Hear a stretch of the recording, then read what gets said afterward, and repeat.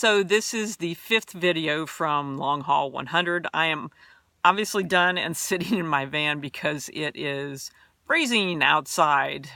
We had frost this morning on the grass, and yes, this is Florida, and we had bright, sparkly frost on the grass. So, and I just sat outside waiting for by the non-fire that they're letting die, waiting for my drop bag to get here. So I am frozen.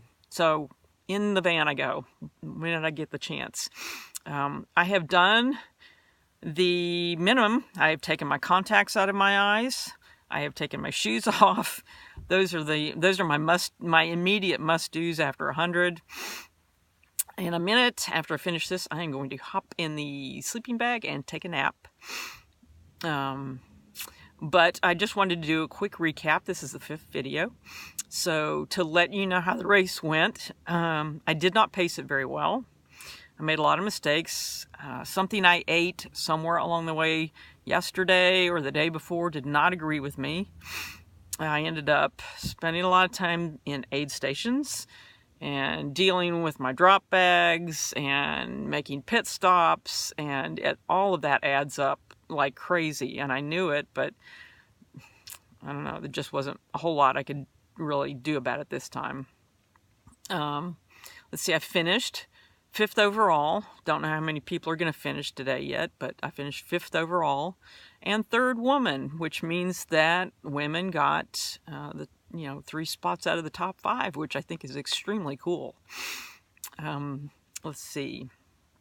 The last lap was interesting because once you finish 4 and you know you've only got 1 more to go and it's 20 miles per lap, you know you can finish. You could walk it. I could have walked it in if I wanted to, if I'd had the patience. So it would be very easy, and I've done it, and I've watched people do it. It would be very easy just to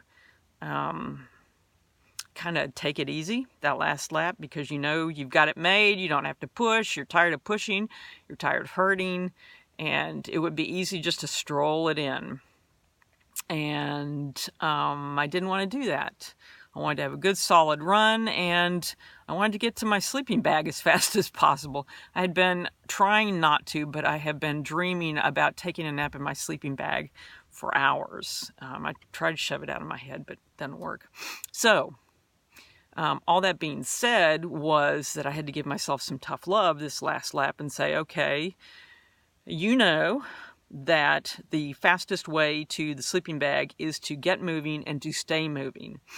And every time I felt my pace kind of slacking off, and every time I felt the kind of, I'll just walk a little bit more thought, I'd remind myself that the fastest way to get here is to keep moving. And I tough loved myself in. And actually, I felt good enough that I really kicked in the last 3 miles, which is nice.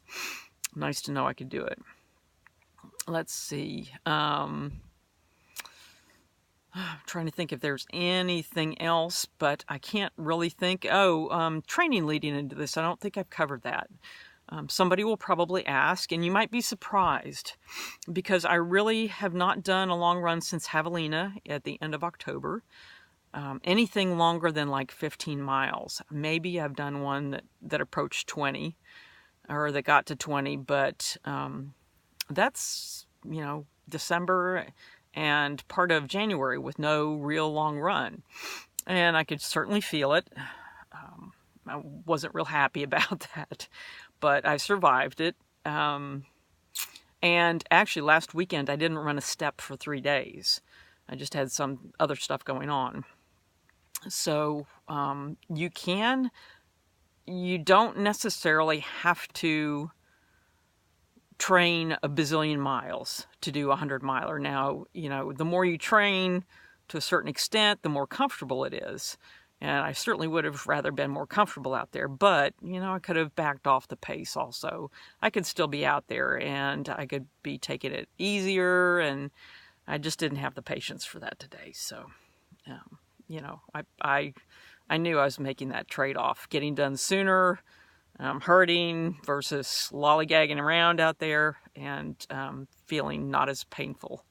But anyway, that's the trade-off. So you might be surprised to know that I don't train necessarily a bazillion miles.